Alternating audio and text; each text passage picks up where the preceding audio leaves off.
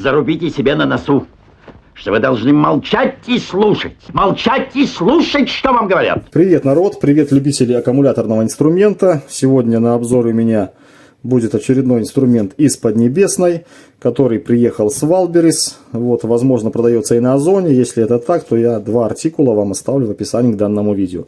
Значит, здесь лежит в данном чемодане УШМ, в простонародье болгарка, под брендом Шидоку. Приехала в таком вот золотом слитке, желто-черный чемодан.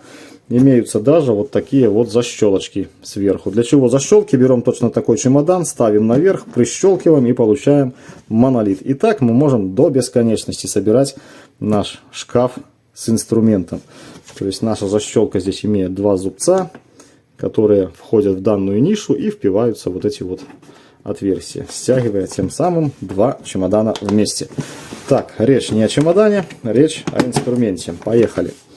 Итак, инструкция. Инструкция полностью на русском языке. Шидоку, аккумуляторная угловая шлифмашина. Вот, полностью на русском языке, что не может не радовать. Итак, есть какая-то здесь характеристика. Значит, напряжение 21 вольт, минимальные обороты 5600. Тип батареи литион, максимальное количество оборотов 10 тысяч, емкость аккумулятора 6 ампер-часов, диаметр диска 125 мм и регулировка оборотов у нас, конечно же, есть. Вот что-то написано, расписано, пользуйтесь ключами для зажатия, даже видите обозначены углы, под которыми нужно работать, и есть примечание, что не давите и не допускайте падения оборотов больше, чем на 20%. Но мы с вами немножко, конечно, придавим, посмотрим. Короче, все на русском языке, все класс. Так, на обороте что? Уважаемый покупатель, вот, может быть, кому-то будет интересно. Сканируйте, смотрите. По комплекту идет два диска отрезных, диаметром 125 мм, толщиной 1,2 мм. Диски такие интересные, имеют какое-то такое бриллиантовое отражение.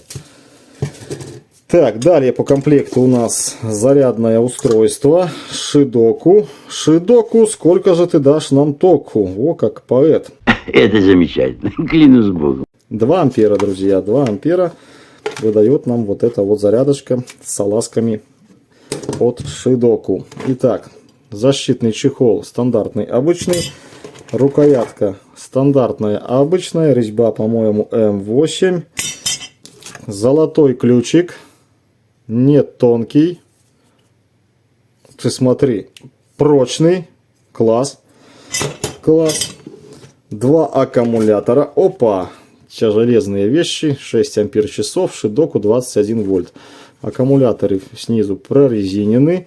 Ну и что вам они напоминают? Напоминают они нам, конечно же, аккумуляторы от TPCell. Тут шестерка и тут шестерка. Все идентично и одинаково. Только здесь красный цвет, а здесь как пчелка. Да, но, как ни странно, у TPCell нет одной фишки, которая есть в этом аккумуляторе. Смотрите, то есть есть у нас, конечно же, индикаторы здесь, кнопочки, да, для проверки заряда. Здесь тоже кнопочка для проверки заряда есть. Все дела, все, видите, индикация красиво тухнет, но здесь мы имеем того, что мы не имеем здесь. Нажимаем, ничего. А здесь, смотрите, клавишей нажимаем. И то есть клавишей уже можем смотреть заряд аккумулятора. Прикольно, классно, отлично. А здесь, кстати, так, от кнопки есть. От клавиши тоже есть. То есть это не брак, это так и надо. Классно. Так, два аккумулятора мы взяли. И сама виновница торжества. Наша пчелиная болгарка желтого цвета. Друзья, я тоже пользуюсь болгаркой желтого цвета. И как нельзя лучше она выделяется, допустим, в таком сумрачном гараже. Возьми какую-нибудь болгарку там в синем корпусе, ну, как обычный китайский инструмент, и уже трудновато найти. А вот желтенькую болгарку с любого ракурса гаража сразу видно, где лежит. Класс. Так, по сборке. Сборка, в принципе, нормальная, отличная. Никакого облоя здесь я нигде не вижу. Конечно же, наблюдается шов. Ну, как же без шва. Здесь тоже. Опять же, ничего руку не режет. Все отлично. В руке лежит классно, практично, удобно. Имеется вот такая клавиша включения-выключения с таким вот фиксатором. Нажали, зафиксировали, работаем. Поработали, нажали, отключились. Да, так, тут тоже у нас шидоку. Все это, что черное, это прорезинка. Это у нас резина. Здесь тоже у нас шидоку. Что дальше у нас написано? Брашлес, бесщеточный двигатель, гриндер. Так, далее 14 миллиметров у нас шпиндель М14. Потом 125 диск. Опять бесщеточный движок. 21 вольт от 0 до 10 тысяч оборотов в минуту. Вот, предлагаю заняться измерением оборотов. Так, вот эту гаечку я попробую удалить, а взять свою с нашей меточкой. Для этого, конечно же, поставим диск и посмотрим на сам диск. Что-то мне подсказывает, что он будет давать погрешность. Поэтому, видимо, придется нам измерять без диска. Да, но сразу нам надо поставить защиту обязательно. Иначе можно попасть в небольшой просак. Ставим защиту. Конечно же, все фиксируем, прижимаем. Чтобы ничего у нас не отвалилось. Ставим диск. Ставим мою гаечку. Видите, все подходит, все отлично. Любая гаечка М14 подойдет к любой болгарке. Далее берем аккумулятор. И сразу проверим защиту от дурака. То есть, смотрите, какая бывает проблема. Болгарка включена, работаем, аккумулятор сел. Берем второй аккумулятор, забываем отключить и включаем. Ура!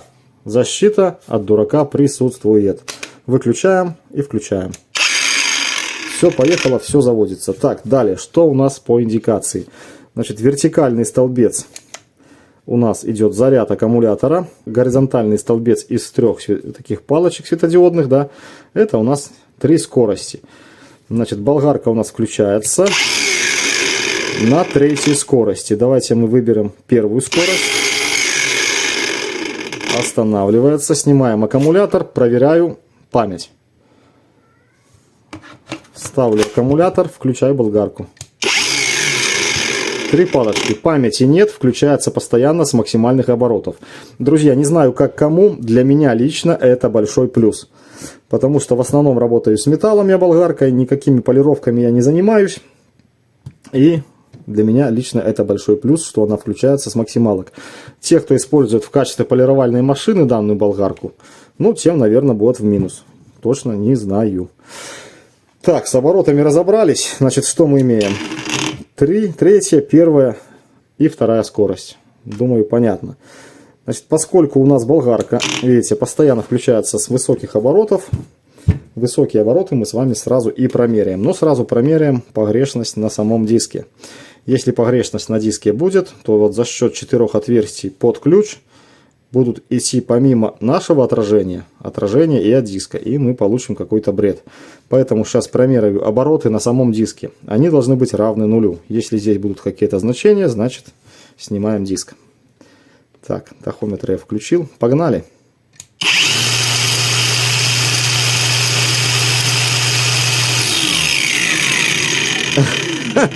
Видели, да? 16 тысяч оборотов. Вот так. Кто-то так на видео и меряет. Поэтому удаляем все это дело. Диск нам не годится для измерения оборотов. И будем просто мерять вот как-то так. Надеюсь, что все у нас получится. Поехали, максимальные обороты. Так, как вам, чтобы было видно. А то мне по жизни эти засветы. Поехали. Каких-то 155 оборотов у меня было уже. Во, вот так. Нолик. И погнали.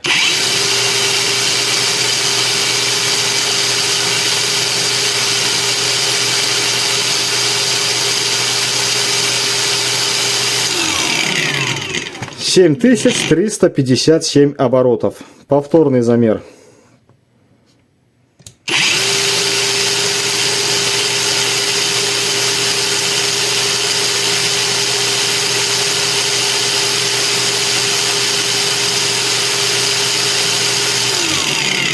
Короче, 7380 оборотов. Видите, она как бы немножко разгоняется, там по одному обороту добавляется.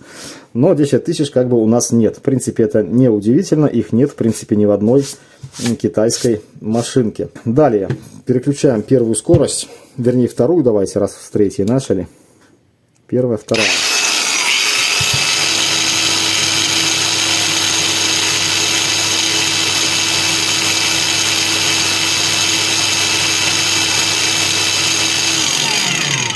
Вторая скорость 6000 оборотов ровно. Еще разок.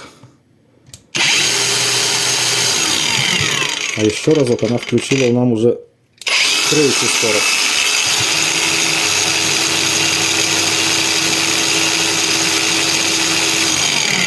Шесть тысяч оборотов ровно. Ну и первая скорость. Поехали. —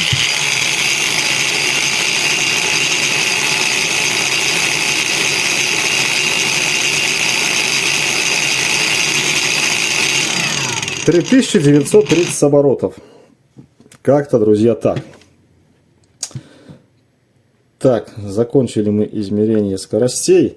Значит, что будем делать сейчас? Давайте взвешивание произведем данного агрегата. Посмотрим, сколько наша машина весит. Так, что у нас по циферкам, по данным. Вот так, надеюсь, все видно. И постараюсь как-то ее сюда положить. Но она не хочет ложиться никак. Не хочет, друзья. Так, делаем следующие манипуляции. Взвешиваем вот пустую болгарочку отдельно и аккумулятор отдельно. Болгарка 1372 грамма и аккумулятор 898 грамм. То есть 900 грамм только весит аккумулятор. Вот такие дела. Что делаю сейчас? Разбираю, смотрим смазку в редукторе и смотрим внутрянку. Так, раскрутил я редуктор, смотрим на смазку и видим, удивляемся, все буквально забито смазкой. То есть это есть большой плюс. Здесь колесо на подшипнике. А вот ответная часть, походу, здесь стоит втулочка. А может и подшипник игольчатый. Не знаю, не видно. Где мой фонарик?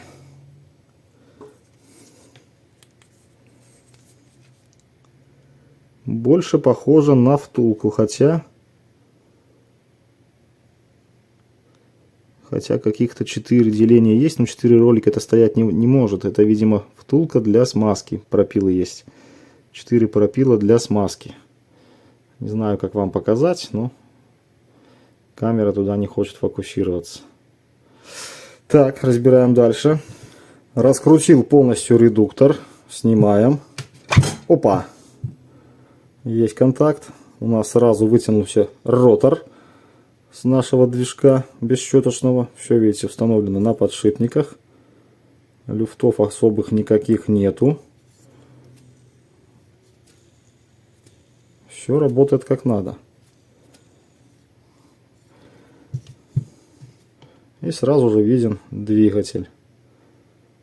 Тут уже, наверное, можно дальше не разбирать. Дальше все понятно. Кнопка и на этом все. Ну, давайте вскроем, посмотрим. Все раскрутил, все винты. Давайте как-то будем разбирать. Хоп. По пластику, думаю, уже и говорить нечего. Все шикарно, все отлично. Очень большое количество робер жесткости, разного рода усилителей. Так, ну и вот, в принципе, как я и говорил, все по стандарту. Значит, движок у нас имеет следующую маркировку, кому уж очень интересно. Ну и вот так все собрано. Стандартная кнопочка. Кнопочка, кстати, не управляет скоростями, а их просто включает просто болгарочку. Вот такой вот контроллер. Площадка токосъемная под батарею а-ля Makita. Пайка, видите, блестящая, отличная. Здесь пайка вообще супер. То есть не к чему придраться. И номер контроллера следующий. Кому интересно. Ну вот и вся, в принципе, начинка. Значит, народ, собираю данную болгарку в кучу. И пойдем что-нибудь там, не знаю, попилим, порежем. пошлифуем, посмотрим, как она себя покажет.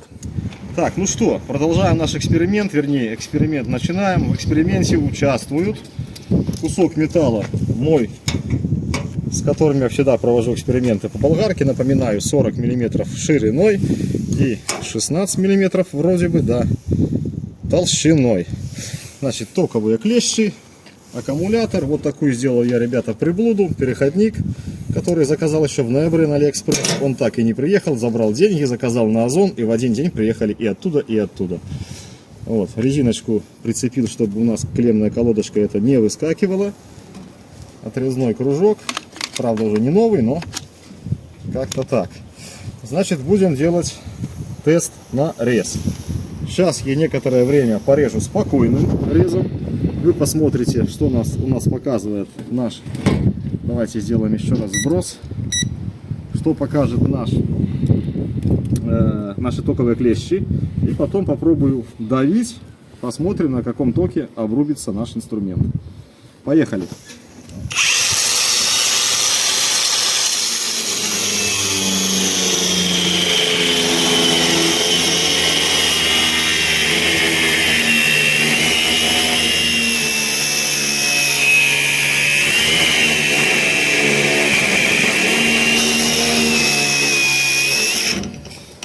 Так, при спокойном резе, временами с такими поддавливаниями, вы сами видели, 30-45 ампер. То есть у нас ток потребления. Ну а сейчас я буду резать и буду давить, и будем смотреть, на каком токе произойдет отсечка.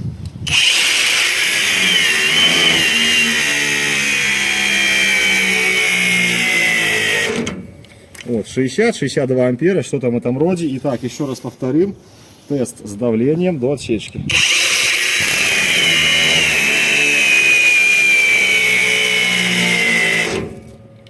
Сколько там было, не заметил? 58. 58, ну тоже порядка 60 ампер.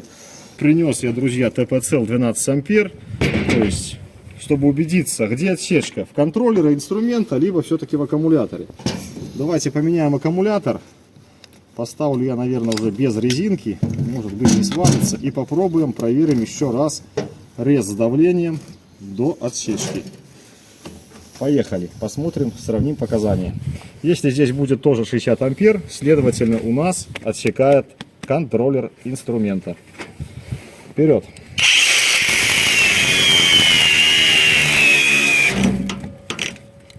Тут еще что-то меньше или заклинил круг.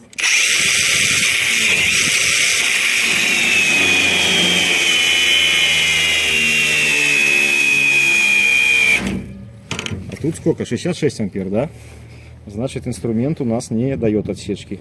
Отсекается по аккумулятору. Еще разок.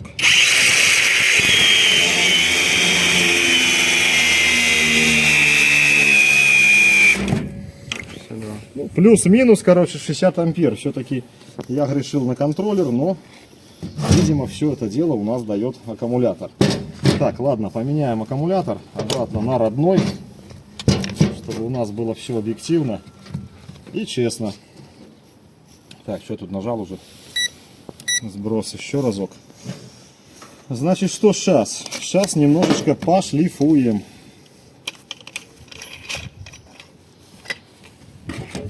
Максимальная скорость. Поехали шлифовать.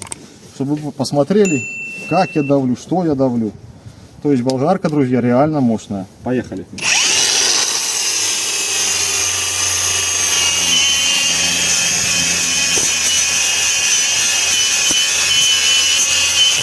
Давайте все-таки посмотрим ток при спокойной, при нормальной шлифовке. Без давления. Ну, с небольшим давлением.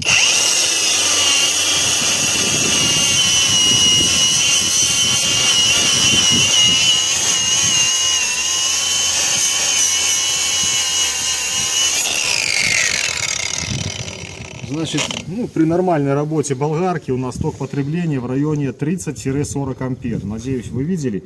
Ну а сейчас давайте посмотрим, как я буду жать до отсечки.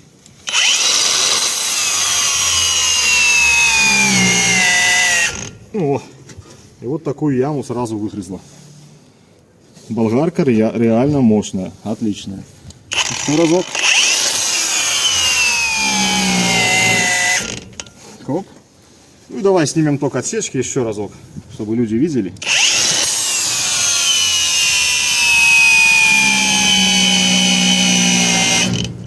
Сколько там, 55 было, да? 56 можно. Давай еще разок.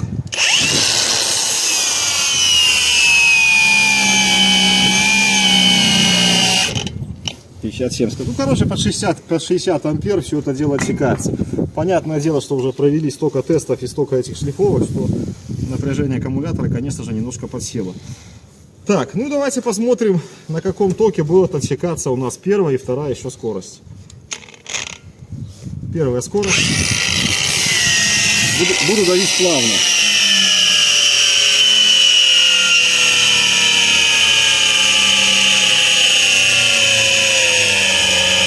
Вон, до конца, видите, справляется аккумулятор, вытягивает и не дает остановиться. Давай теперь покажи, как это происходит на болгарке. Так, это у нас третья скорость. Включилась. Первая скорость. Поехали.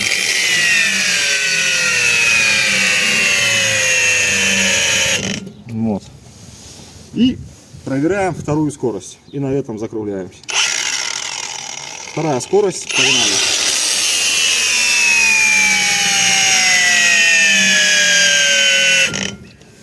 Ток отсечки не снимал. Давай еще раз покажи людям ток отсечки. Вторая скорость. Первая, вторая.